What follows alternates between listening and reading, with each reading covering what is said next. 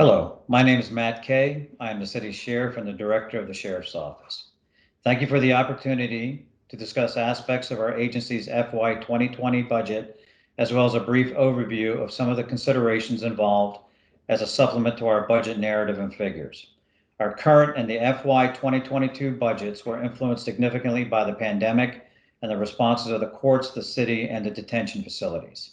The Virginia judiciary, through declarations of judicial emergencies, restricted and defined court activities to mitigate the spread of the virus and modified the administration of judicial process and court services.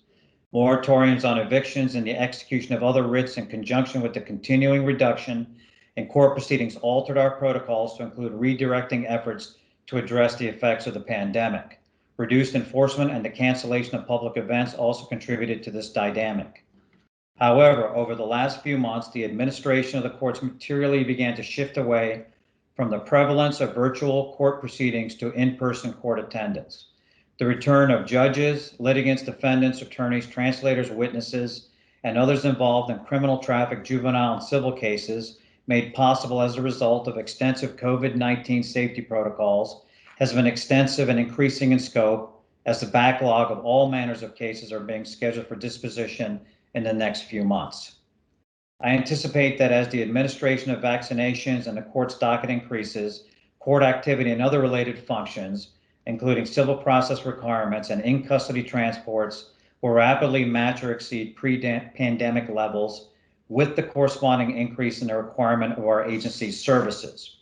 In addition to an increase in court and related activity in FY 2022, the expectation is that community events and activities, including parades, runs, festivals, and other gatherings, will resume in increasing numbers, which will require the involvement of more personnel and additional resources. Extensive planned mandatory training in areas such as de-escalation and crisis intervention, the use of alternative public safety methods and procedures, the implementation of vehicle and deputy cameras will require all of our available resources, particularly the participation of our personnel. The increase in the pace of court and other activity is occurring at a much more rapid pace than predicted, and challenging our ability to muster adequate numbers of personnel, many of whom are volunteers who have increasing limited availability necessary to maintain the required level of mandated services.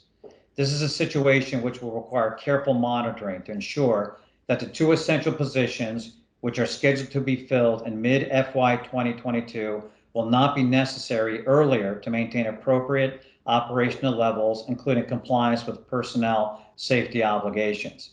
However, we remain committed to maintaining our current budget levels.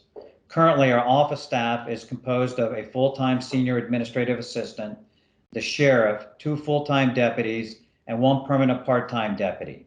We continue to rely heavily on our temporary and volunteer staff.